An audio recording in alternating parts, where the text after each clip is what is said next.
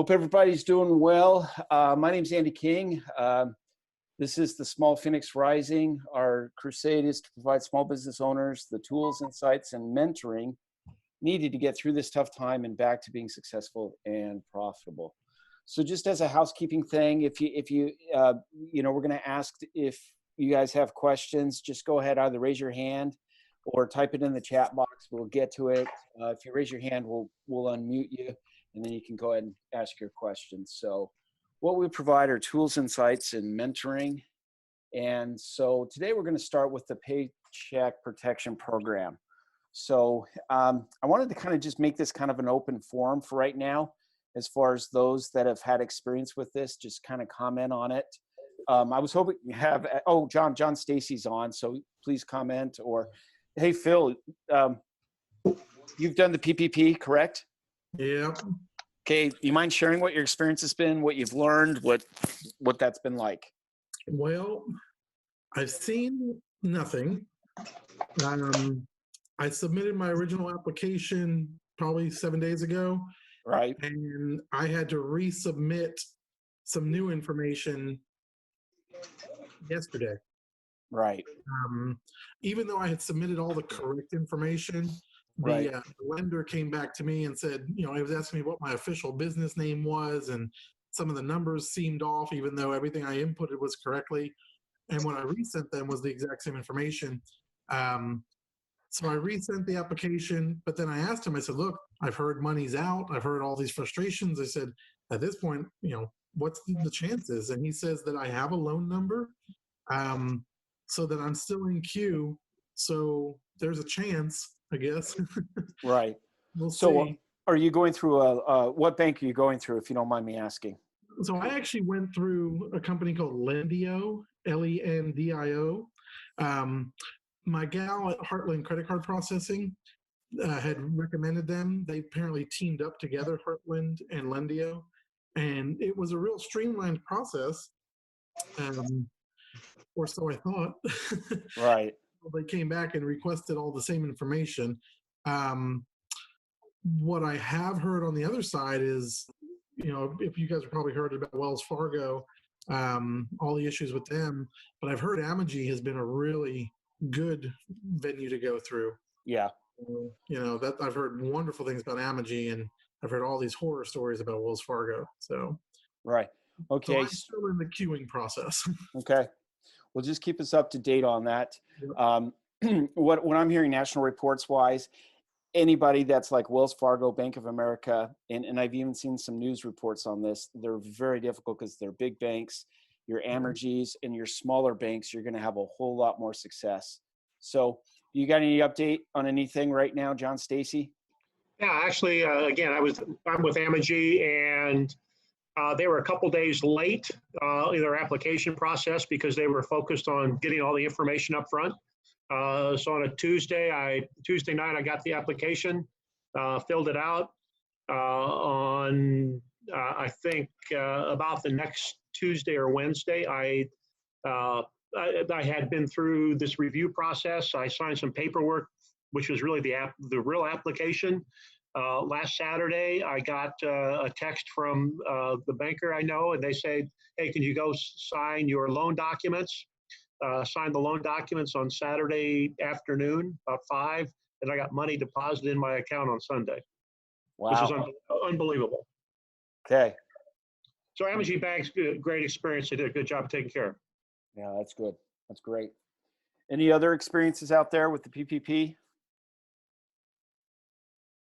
Okay. All right. Anybody have any questions? Has everybody applied that should be applying for it? If you haven't, you need to. It looks like there's going to be a deal that's going to come together here in the next day or two with Congress, in which they'll have another $250 billion that are being added. And that's the problem that we're having right now, is the money just isn't there. So the real important thing to understand with a lot of these loans, and particularly in this situation right now that we're in today, is you got to get in line. And the only way you can get in line is to go in there, jump in, start applying, and get your, basically, get it going. So anyway, cool. All right. So, hey, so questions. My name's Andy King. Um, hey, I'm going to spend some time on SEO today. And separate from Small Business Phoenix Rising, I own a company called Pinpoint Marketing. And I'm going to pull some of the resources and some of the things that I do in a lot of these seminars. And I'm going to talk about SEO. And SEO is kind of one of those within marketing. There's just I've never seen anything that where there's so many voices telling you so many different things, what to do, what not to do, and it gets very muddy very, very quick. And it's very, very difficult for most of us that have hired somebody that has helped us do our SEO. It's hard to know whether or not really what they're going to do is really going to work. It's going to be effective. And so I'm going to kind of give you my take, my experience. I've had my marketing agency for about 10 years, and I've been a student of Google, what Google does, and particularly what happens with SEO. So those of us that don't know what SEO is, SEO stands for search engine optimization. It is the process of getting traffic from the web for your organic, editorial, and natural researches on a search engine. It isn't pay-per-click. It isn't where you pay for anything. It's the idea that you get your website, you get your content up there, and then people just naturally find you as a result. Okay, origins of the internet. In the 1960s, it was the military, and no, it was not Al Gore. Despite what Al Gore says, he did not invent the internet. What ended up happening is that the government put together this network, and a lot of it was based on them being able to launch missiles, where one silo would be able to communicate with another silo, or one group of military personnel were able to commute with another personnel. And so the benefits grew. People took notice, and particularly with the academics. And so they started writing dissertations, theses on this. And that's where it really came from, is the world of education got a hold of it. A lot of the internet is based on if you remember going to the library, finding a book, the Dewey Decimal System, that is a lot of the origins to it. It became International Network, or short for internet. That's where the actual word internet came from. So here's my experience with SEO, and I base it off of an experience I had with the guys that were the ones that actually started Overstock.com. And at one point, Overstock was actually bigger than Amazon and eBay, if you can believe that. Hard to imagine, especially right now with how big Amazon is. And what ended up happening with these guys that actually founded it, I got to know them kind of from a distance through basically one of their employees who had, they were super affiliates, and they had a boiler room. So what took place at this point, these guys that started Overstock.com sold out, got millions of dollars, did very, very well. And then what they started to do is they, just kind of as a side business, is they started to become what is referred to in the internet as super affiliates. And if you don't know what a super affiliate is that's simply that you would build websites, and you would on these websites, you would actually go in and build all this content about a particular product. And if people clicked on, hey, I want to buy, it would take a link, and it would actually go to the actual business that actually sells that product. So basically, you were a salesperson, and every time somebody went to your website and then clicked and went into the manufacturer, the retailer, or whatever it was, and bought, you got a kickback. So these guys already had, obviously, if they owned Overstock, they sold Overstock, they made tons of money. They had this amazing relationship with NordicTrack treadmills. So what they would do is they would set up websites that would talk about NordicTrack treadmills, but they would also do it with several other treadmills. And the way they would build this website is to make it look like it was a consumer reviews website. And when I say consumer reviews, I'm talking about like the Consumer Review magazine. Remember back in the day when we get this magazine, if you want to know the best car, the best dishwasher to buy, you could buy Consumer Reviews, and then we see all these ratings from consumers on how good those particular products were. All right. So what they did is they had a boiler room, we call it, of about 20, 30 college students, and all they would do is post on social media, build backlinks, put the website on directories, and create all this stuff on the internet. So it would basically allow Google to say, wow, they've got all this going on with this site. This is legit. And then Google would start pushing them up the page to where they were number 1 and number 2. And once they got that placement, of course, there was tremendous amount of traffic. They would sell tremendous amount of NordicTrack treadmills. About every couple months, they would start selling 1,000 a month. They'd get about $200 kickback from NordicTrack, and they'd make a couple $100,000. Now, I know that's a lot of money, but for them, these guys were worth millions of dollars. What ended up happening is their one employee that I knew, and I knew pretty well, who managed this whole thing, I would run into him every 2 or 3 months at networking functions, and he would have this completely distraught look on his face, and I'd be like, Dan, what's wrong? What's happening? He says, oh, Google just changed their algorithm.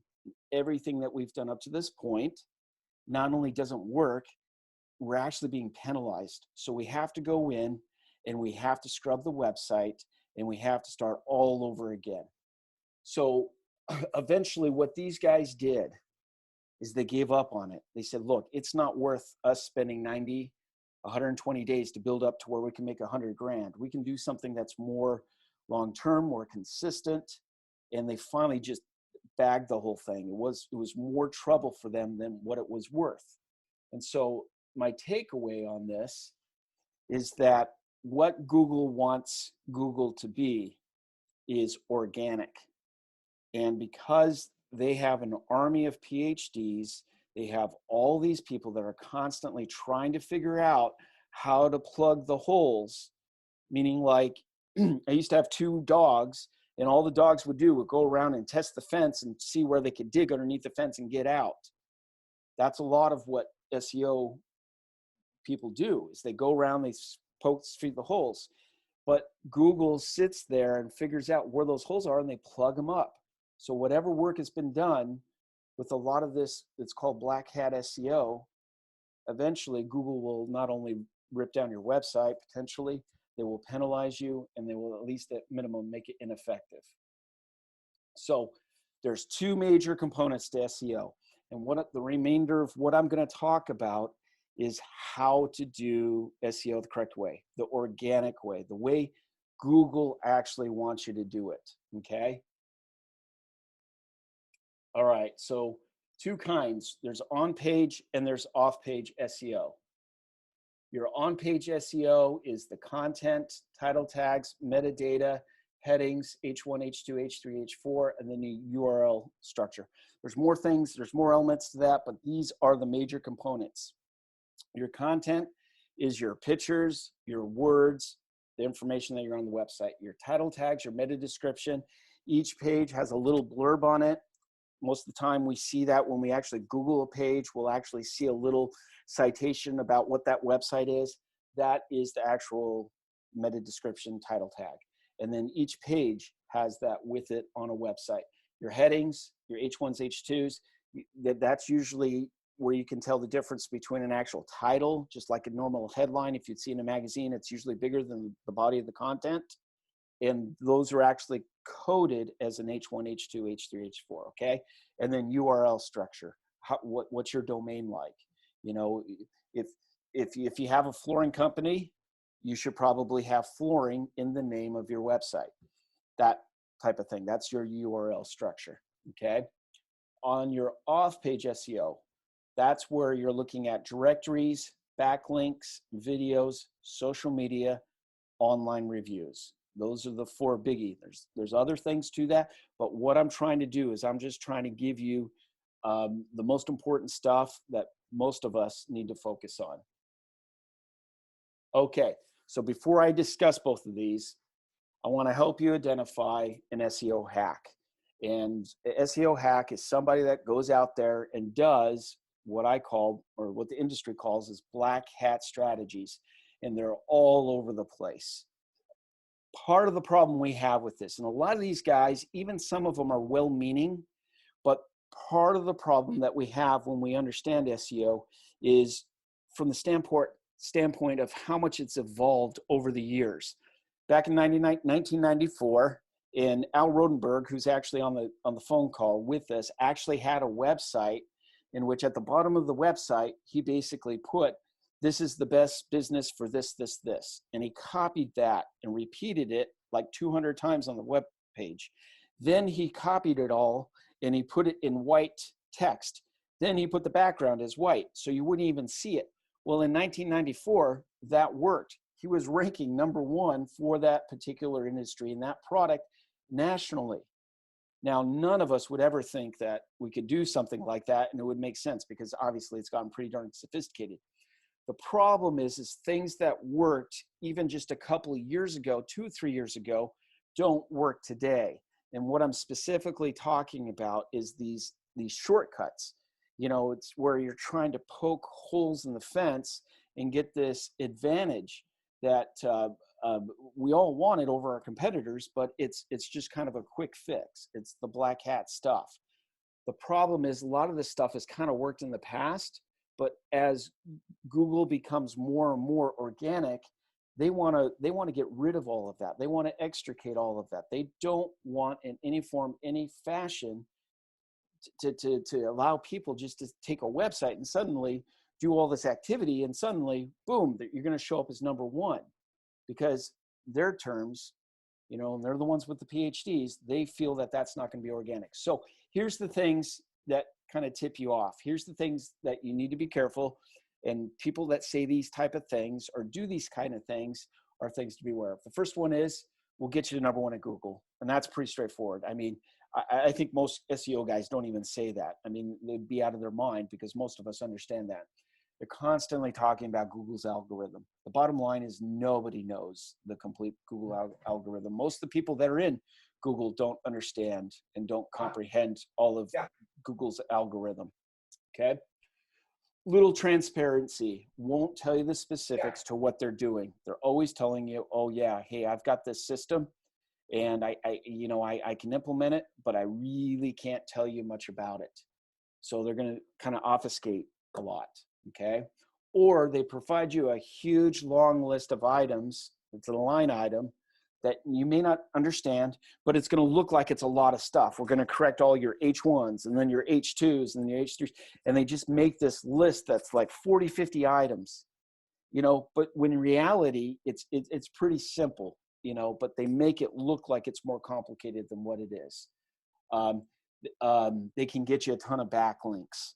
Avoid anybody that's saying that they can get you backlinks. That's one of the first things that Google will penalize you. They actually have had what are called backlink farms, where someone will say, hey, I can get with you and I'll get you 200 backlinks. The problem is that once Google sees that, they penalize you. And I've even known of people getting their whole website taken down as a result of that. And the last one is they know someone at Google. There's other things that they could possibly say, but the bottom line is, if anybody says anything or gets even close to this, or even says that they really understand what Google does, they surely don't understand. The reason why is this piece of content right here. Oh, just wanted to highlight it here. This piece right here. This piece of code is put into an ongoing page that allows you to, at the bottom of the page where you actually see next or previous and you click on it, this piece of code makes it so that Google interprets it as being one ongoing document, all right? Or otherwise, it views it as page after page after page. And there's good reasons why you want to have, you know, if you got like a blog, you know, people are commenting. You see this on YouTube where you can make comments. Google, you want Google to interpret it as one single thing because it refers to the thing above it, right? This piece of code, SEO guys were using for about 3-4 years when it wasn't even part of the SEO makeup. So what I'm saying is that Google was telling everybody on their like Webmaster Cast and all this stuff that this is still works, this is still relevant, and they come out 3 years later and they say, oh, we're just kidding. It hasn't worked for 3 years. It's not in Google's interest to tell you exactly what works and what doesn't work. That's a fundamental point that everybody, that if you have a website, you need to understand that nobody understands exactly how the Google algorithm works.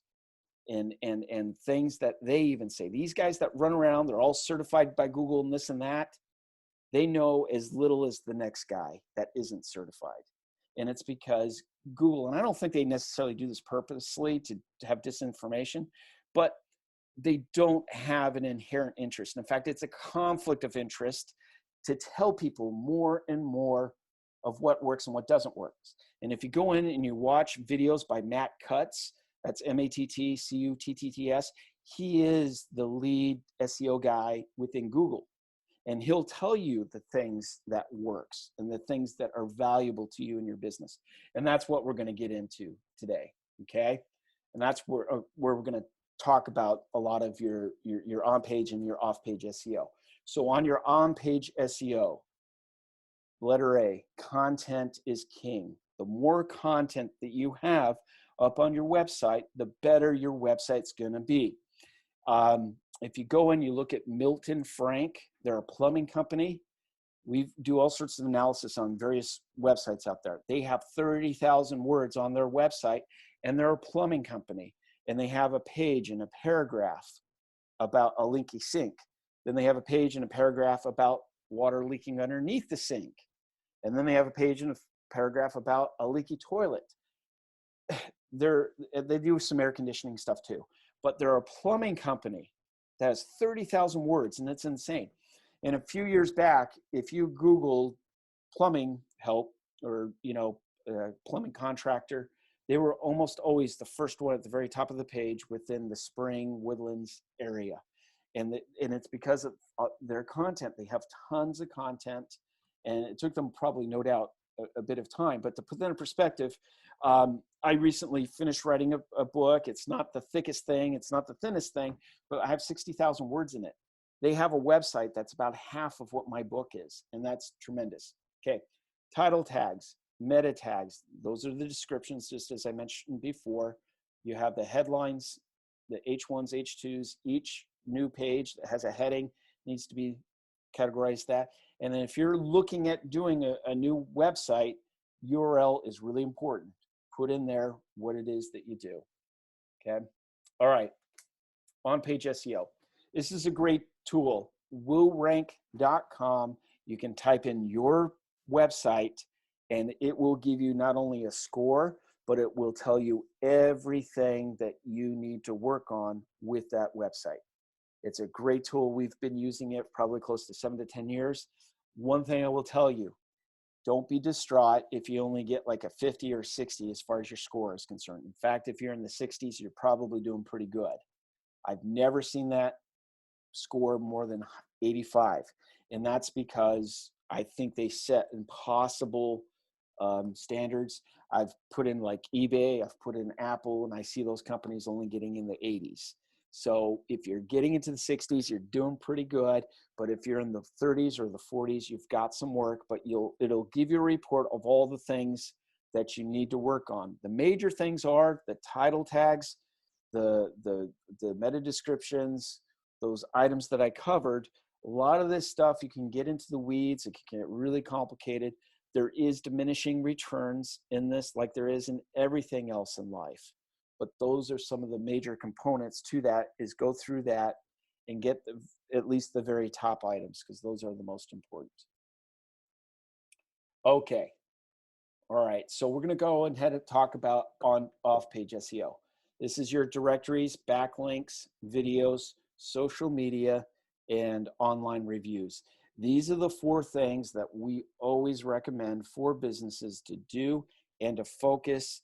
These are all organic things. If they're done correctly, the directories and the backlinks done correctly, that will give you a big bang for the buck. You will not get penalized. And over time, you'll become better optimized for terms that people search you for. And that's the key. It's getting search terms. It's keyword search term, wood flooring, Spring, Texas, fix leaky toilet, the Woodlands. Those are the terms. Great Italian food, the Woodlands, and then you see Phil pop up at the very top, okay? All right, directories and backlinks. Okay, so let's talk about directories, and let me show you. This is a directory, formerly known as the Yellow Pages, where they leave it at your doorstep. Despite what people think, Yellow Pages isn't completely out of business. They are online, but this is one directory, and this is actually one directory that everybody should be on, because even though we think everybody searches through Google, and most of us probably do, there are some people that are just more comfortable searching using the Yellow Pages. Another one is Google My Business, and that's right here. Okay, so this is a restaurant that's just two steps from my office here. And this piece right here, Google My Business page, is becoming more and more elaborate. It's becoming more and more of itself of being a landing page / website. The more information that you can put into this directory, the better off you're going to be, because you've got the ability to put in a link. You also have that in Yellow Pages. But if you go into your cell phone and you type in restaurant or anything that's like similar to that, almost always you're going to see the words near me pop up, because that's what people search for. And this is the piece that they're using. This right here. This is the desktop version, but on a cell phone, we see it kind of being more lateral down the page. But this is what people use to get the directions to your business, as well as look at reviews and also basic information. And like I said, Google keeps adding more and more stuff. So for people that are in the trades right now, you can actually go in and you can put all of your services up there. You can have a little blurb on each one. You can also go in there and you actually can post information like a daily mini blog or social media post type each day on there. And you can do several a day, and you can just keep those going. The more activity, the more things you do with this, the better bang for the buck that you get. Okay, backlinks. Now, backlinks are interesting. Matt Cutts talks about this, and remember, he's the guy from Google. He is the quintessential, most knowledgeable person on how Google works and how SEO works. And he talks about this concept that he says, don't be obsessed with backlinks. And he calls it BO, avoid BO. That's backlink obsession, okay? Backlinks need to naturally come. There's no way that you can go out there and get backlinks, hundreds of them, in a very quick and efficient way. And Google knows this too, all right?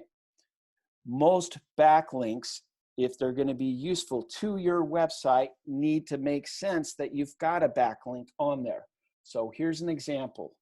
Develop the right behaviors. Harvard Business School studied the behavior of entrepreneurs and compared it to that of non-entrepreneurs.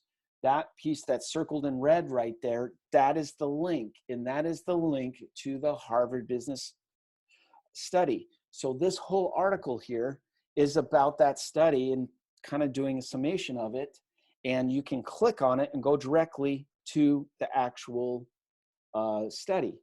This is a backlink that Harvard Business School, wherever they place this article, or the data to this. And I'm not talking about this article right here. I'm talking about when you click here, it's going to take you to that actual study. This is a backlink that is valuable to Harvard Business School, all right? But it's relevant to what's going on here. And we see those all the time. I mean, I'm not explaining anything that we probably haven't seen. It's usually, it's either in red or it's in blue, and you can see it's a link, and then you click on it. There's no way to get these unless generally it's organic. And once again, they've had these people go out there and they put all these websites together and backlink farms, and we're going to get you 200 backlinks. You're going to be more penalized on that than you are anything else. You have to understand that we're all in different industries, and we're segmented. Restaurants, and you use Phil, for example, don't generally get a lot of backlinks unless someone's writing a food article talking about you and then wants to reference your menu or your website, all right? you're not going to get a lot of backlinks necessarily with a restaurant. But Harvard Business School, that is constantly doing all these studies and this research, they're going to get a crap load of backlinks. This is academia, once again. Academia, when you do a thesis, when you do a dissertation, you essentially put together your hypothesis and then you prove it with all the people that are supposedly a whole lot smarter than you with references. That's what this is. It's all based on academia. So it's a cool idea. It's a nice concept. And heavens, you know, I would love a ton of backlinks. Every business would love it.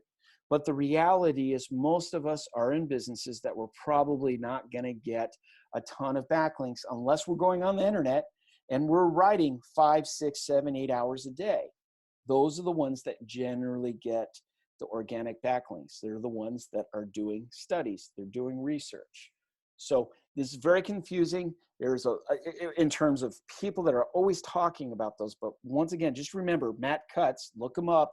He's the guy for Google. There's all sorts of stuff about him on YouTube where he gives all these seminars and he makes pretty clear, don't obsess over backlinks. Okay, videos. So just in summation, directories. Be on every single directory can be. Be on Yellow Pages, be on Yelp, be obviously on Google My Business, be on Facebook. Every place that has a directory, and what I mean by directory, where you can list your name, your phone number, your address, especially anything that has any type of directions. Travelocity, not Travelocity, but the one travel one that I can't think of right now.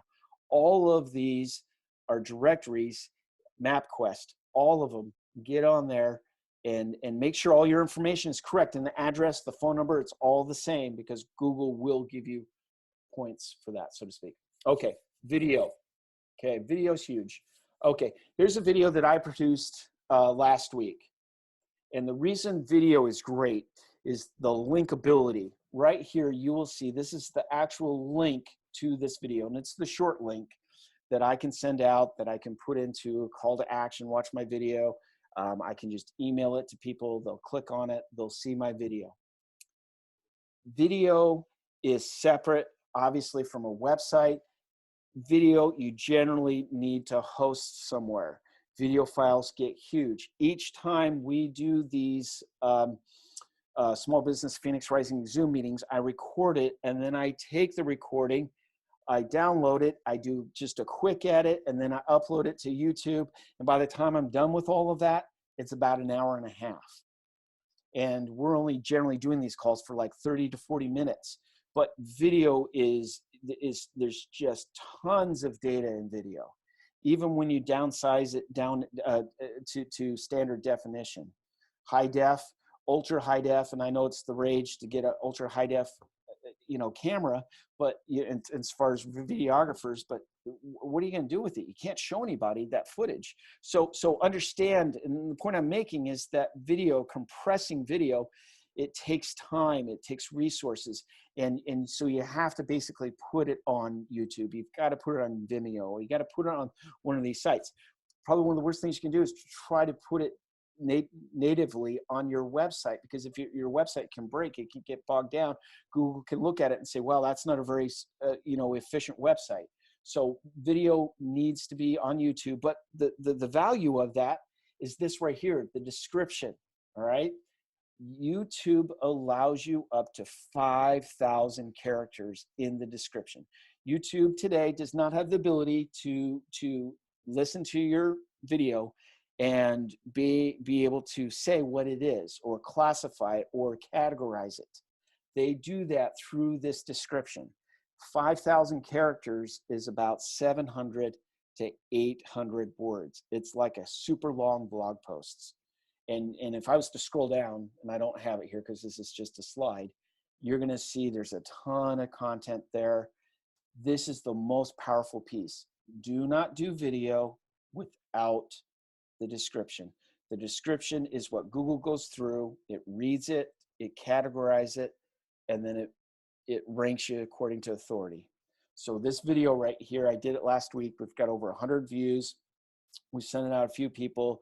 It looks like it's starting to maybe go a little bit organically. I've shared it on social media. but it's got 100 views, and that's pretty good within a 6-day period of time. We'll see if it really takes and launches. But once I take this link right here and I put it, whether it be in an email, whether it be on my website, wherever your social media, you've got a link to when people click on it. And if you've got your website in there, your URL, or you got it linking back to your to your actual website, to your website, that's where Google sees movement and sees that there's something that's going on here, and they see activity, and activity is good. Okay, social media. The more social media interaction with consumers, the greater it potentially impacts your SEO on your website.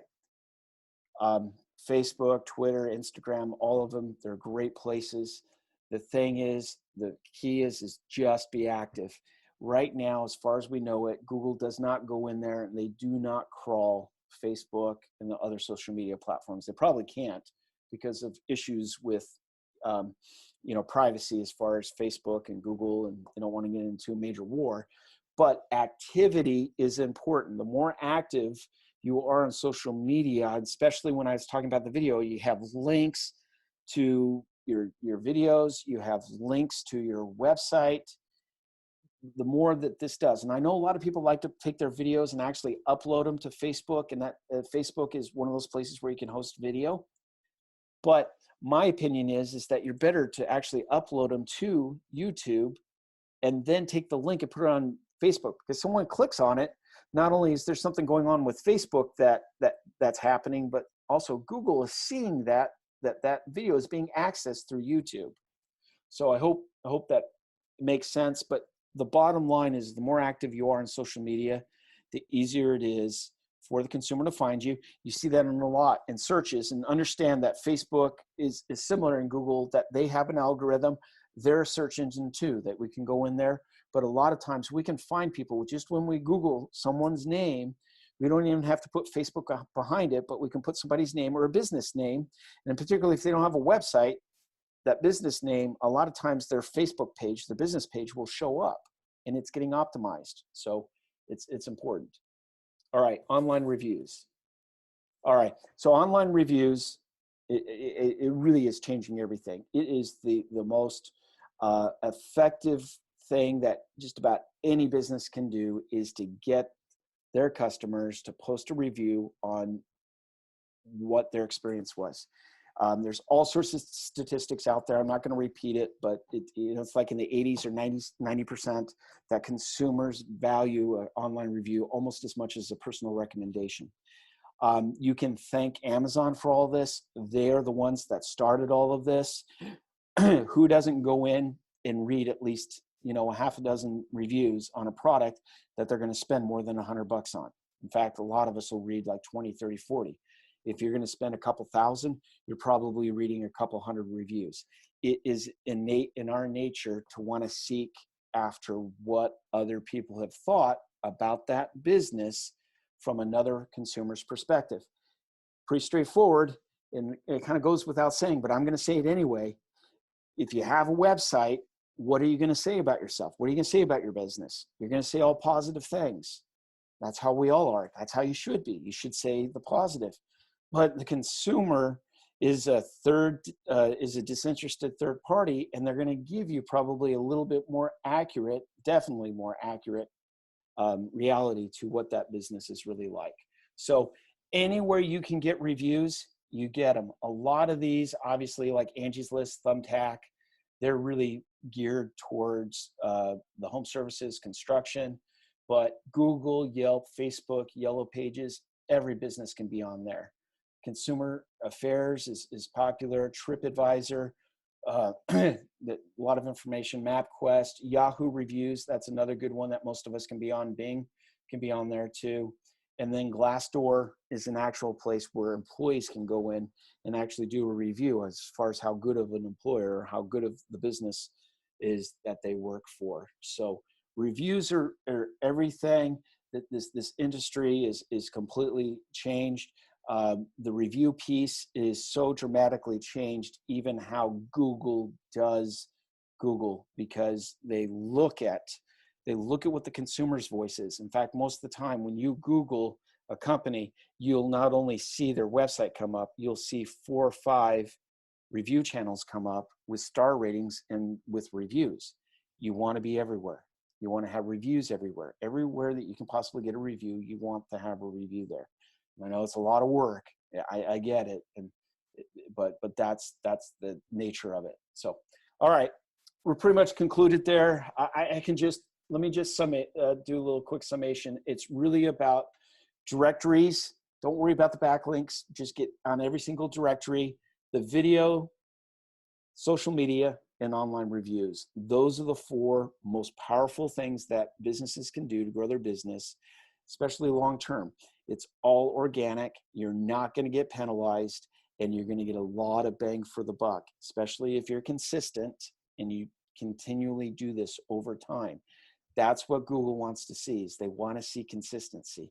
And they have this awesome ability to be able to go into the Wayback Machine and see what you've done for the last 2 years, last 3 years, last 4 years.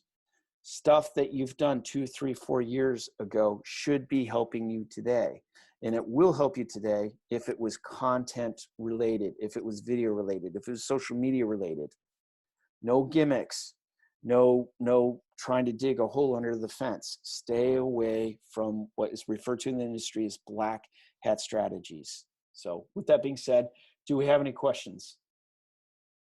Yes, Phil, please. Let's mute you here.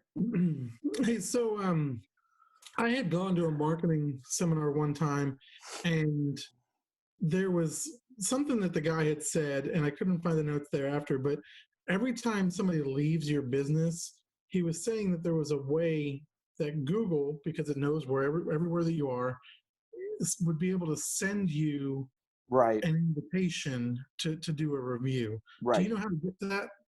Okay, so what Phil's talking about is called geofencing. Okay, so as long as somebody, what you have to have happen first is they have to download an app that comes from you, and then they have to agree to allow to geofencing. So a lot of the way geofencing is used with businesses, especially like with retail or with restaurants, is you can set up a perimeter around your business that when somebody either steps into that perimeter or steps out of that perimeter, you can have an actual message go out to them for a particular thing.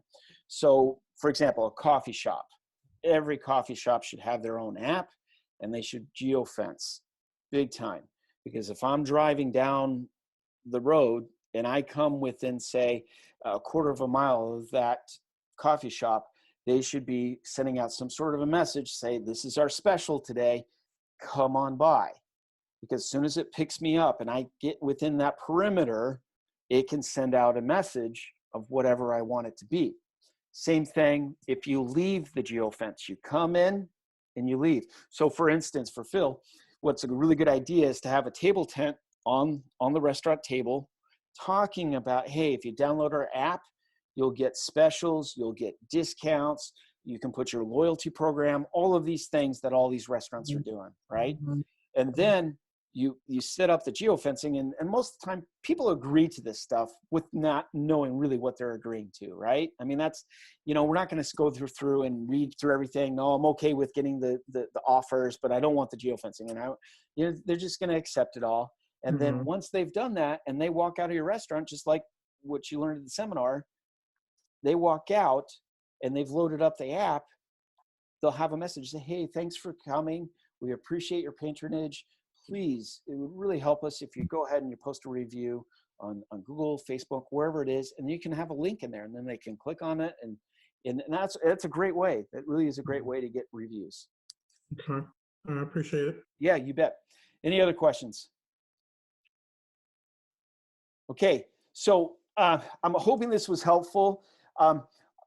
Understand my experience, and I say this very straight-faced. My first impression of SEO is the same impression I have today. Most of it is very scammy. And the problem with the industry, it's pretty much, if you don't understand cars, you bring in your car into a car repair shop. The first thing they tell you is we need to switch out your blinker fluid. Then they tell you we need to replace your flux capacitor. Now, if you're a big fan of Back to the Future, you know what I'm talking about. But the problem is most of us, including myself, I'm not that savvy when it comes to my car. And it's very easy for somebody to be talking completely above my head. And in SEO and the internet is even worse because it changes so much. There's, you know, what works today probably didn't even work 2 years ago, or should I say what worked 2 years ago probably doesn't work today. And you need to be vigilant about that. But if you stick to the core, if you stick to the things that the 4 items that I covered, I promise you over time, you'll see the benefits and you'll see that your business is going to grow. So with that being said, thank you so much for being on the call today. We're going to end it, and everybody have a great day. And we have the same meeting Thursday at 2 o'clock. Thanks, guys.